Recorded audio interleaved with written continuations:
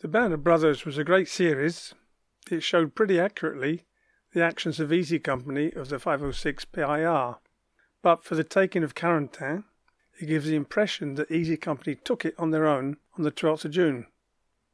There was an impressive attention to detail in the lay of the land and a certain building, but the reality is, of course, a lot more complicated.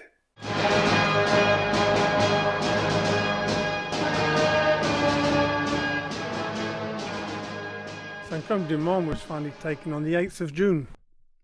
The Germans pulled out along the railway line and the causeway into Carentan. For many paratroopers, there were a few days of respite while the attack on Carentan was being planned. During the fighting on the 8th, the Stuart light tank was hit by probably by a Panzerfaust on anti-tank gun, and the driver was visible in it for a few days because it was the Graves Registration Unit's job to recover bodies.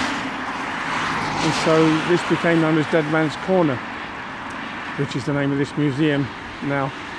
This house was the headquarters of Colonel von der Heydt. It was also used as an aid station by the Germans up until the 8th. Donald Burgett, in his book Carrahee, recounts a story that while they were resting here, Colonel Sink came up to them and he said, "I can see British troops in Carentan." Of course, the British were 30 miles away at Bayeux. And Burgett and the other men said, "No, they're Germans."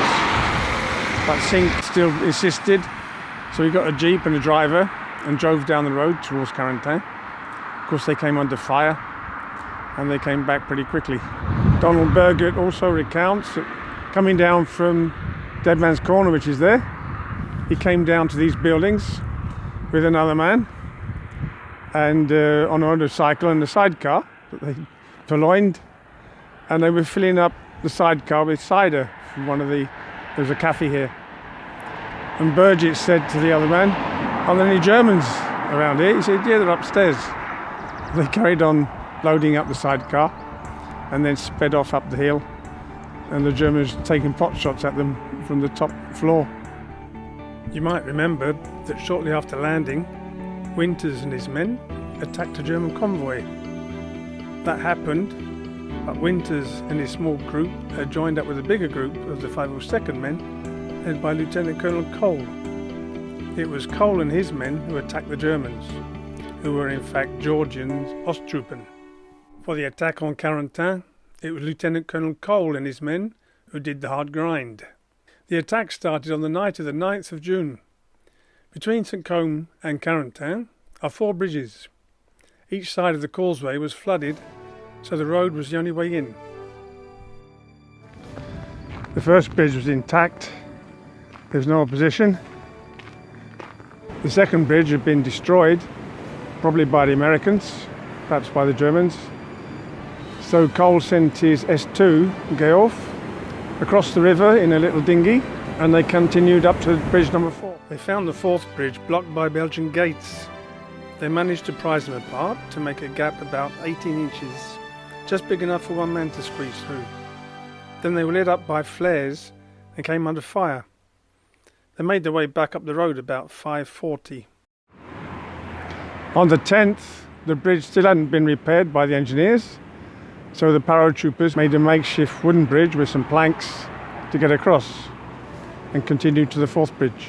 As they inched forward along the causeway, they came under fire from Germans on islands in the marshes. They couldn't see any target to return fire at. Soon the causeway was littered with casualties, earning its name of Purple Heart Lane. Lieutenant Larish was hit between the eyes. Captain Clements was grazed on both thighs. Lying on his back, he pulled down his pants to check that the family jewels were intact. One trooper was on the right-hand side of the road, ran across to this side of the road, and he asked the man he met, he said, "Is it better this side?" He said, "How the hell do I know?" After a few minutes, he ran back the other side. He said, "Hell, it's worse on the left side than it is on the right side." The plan of attack was to encircle Carentan. At the same time, the 327th Glider Regiment and the 501st PIR were crossing the Douve at Brevond to advance to the east of Carentan. Having crossed the Douve near Brevond, the 327th and the 501st came this way to Ca, is pronounced car, but it's spelled C-A-T-Z. The 327th went that way. Some went to the end of the Bassin flow to go along the canal into Carentan, and some cut across directly towards Carentan. The 501st went that way and to La Fourchette, and then cut south towards Hill 30 to surround Carentan. Of course, the 502nd were coming the other way, and the 506 on the 12th. Elements of the 401st headed east to link up with the 29th Division coming from Omaha Beach. So the 327th and the 501st had crossed the Douve up there near Brevon, which is on the high ground. Then they'd gone across that way to Ca, and then they come back this way to cross this bridge here towards Carentan. Now, there wasn't a Bailey Bridge there at the time. From the bridge over the top we can see the church of St Mary du Mont in the distance. The G Company of the 327th crossed over this lock bridge to go down the northern side of the canal. This is Hill 30 that the 501st stormed, coming up from Car, which is over there. Now down there you can see the River Torp, which is flooded. Rommel flooded everywhere it could. It's flooded now because we've had rain for over 3 months now, so it's been flooded for 3 months. So here they joined up with the 506 who were coming from the north, and so Carentan was completely surrounded. Behind me is the 4th bridge, where there were 2 Belgian gates. Guelph had managed to prise them apart to make a gap. Now during the night of the 10th, they were attacked by 2 Stukas. Now during the Battle of Normandy, the Germans had very few planes, but they were attacked here by 2 Stukas. One went down the causeway, strafing, and the other one crossed the causeway, dropping bombs. There's a member killed by that.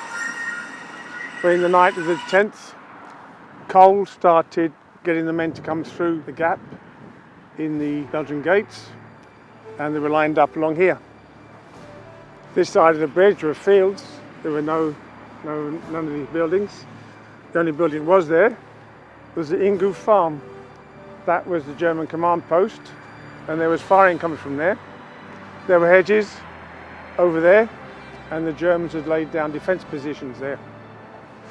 Now the Americans were lining up along here, and in the early hours of the morning, Cole was going along the lines, stood up in full view, giving orders. The only thing that saved him was that the Germans had been told not to fire, so as not to give away their positions. Their private data and 2 men advanced to the first hedgerow, and they were fired at by the Germans. Data's arm was shredded. He just calmly turned around and walked back along the causeway towards Saint-Côme-de-Mont to get treated. But the 2 men with him were dead. Cole had asked for smoke shells to be fired by the artillery. He said to Major Stopka next to him, "Tell the men to fix bayonets. When the smoke shells stop falling, I'll blow my whistle and we'll charge." And the smoke shells stopped falling. Cole blew his whistle, and Stopka realised he hadn't told anybody. So he told the men next to him to charge, and they charged and the others followed. Cole actually fell in the ditch like this as he moved forward. Private Sterno and Dobbin both shot the German at the same time, and Sterno grabbed the P-38 of the German. Just as he picked it up, a bullet went through his trigger finger. He had a glove on, so you could see the blood coming out of the glove. A medic gave him first aid, and then he carried on, firing with his left hand towards the house, which was by then in American hands. And Cole saw his wounded hand. He said, "Go back to the bridge and get treated." So Sterno came back to the bridge. He sat down next to 3 wounded men. Then he heard 3 boomps of mortars being fired by the Germans. He spread out on the ground, and the 3 wounded men were killed. so he had a charm on him. The historian Mark Bando, he maintains that only 2 men actually used their bayonets in the charge. The Belgian gates had now been moved, and Lieutenant Bob Pick was coming in with ammunition in a weapons carrier and taking wounded men out. After a midday truce to take off wounded, the fighting started again, with the Germans laying down a terrific base of fire. They were advancing back towards the farmhouse. Harrison Summers of WXYZ fame was amongst those holding them off. The American artillery had been short of shells, but started firing again, driving the Germans back. The outskirts of Carentan was finally in American hands, but the 3rd 502nd had suffered 66% casualties. The Hangouth farm is about half a mile over that way behind me. Just here, there was a field of cabbages. So that battle was called the Cabbage Patch Battle. And there's a monument to that here. It was now that the Band of Brothers comes into the story. During the night of the 11th, the 2nd 506 crossed the causeway and turned right after the 3rd bridge. This is what was shown in the Band of Brothers. So they made their way across these floods along this pathway. There's tracework of paths through the marshes. That's why they got lost.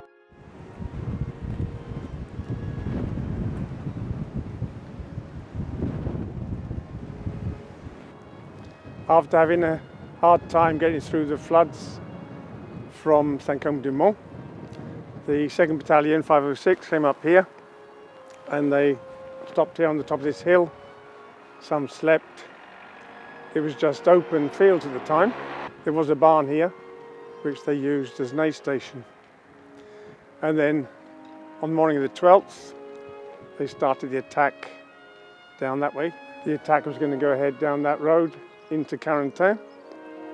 Easy Company went down the road, F Company were over that way, D Company was held in reserve.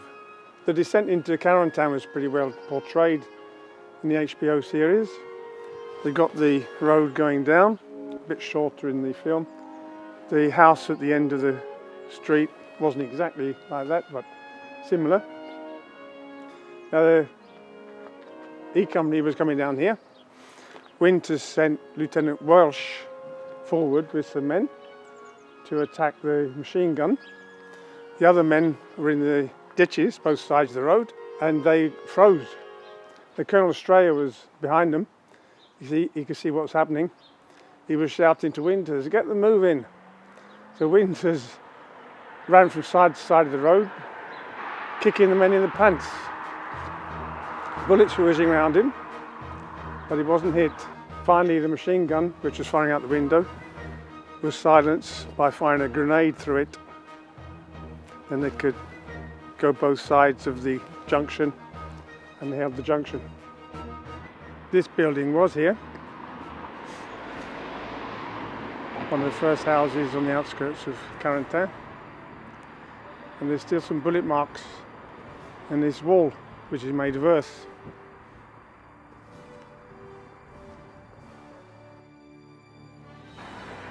So that was portrayed as a Café de Normandy in the series. But the building they used wasn't exactly the same, but pretty well reproduced. Then they went down into the town centre, down this way. Now I've stressed several times that the hard work was done by the 502nd, led by Colonel Cole, but the Easy Company coming into Carentan, it wasn't a walk in the park. The Germans had left quite a few snipers in town, and Winters was wounded by either a bullet or a piece of shrapnel from a mortar. So they had to clear out every house, or check every house. It all took time. Sometimes they'd smash down a door and find civilians taking shelter. Now this turquoise shop is where I believe the aid station was.